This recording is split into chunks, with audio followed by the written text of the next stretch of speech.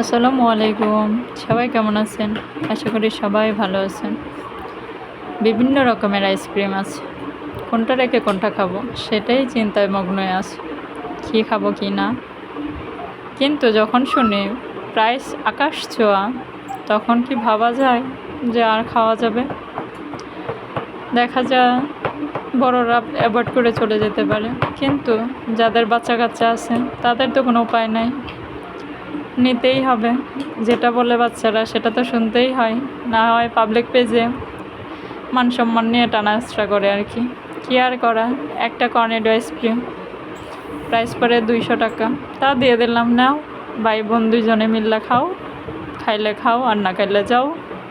দেখা যায় দুইজনেই খাইতেছে, দেখেন কত মিল মহব্বত। একবার বোনে খায়, একবার বাইয়ে খায়, একবার বোনে খায়, একবার বাইয়ে খায়। ভিডিওটা ভালো লাগলে অবশ্যই শেয়ার দেবেন, একটা কমেন্ট করবেন। আল্লাহ হাফেজ।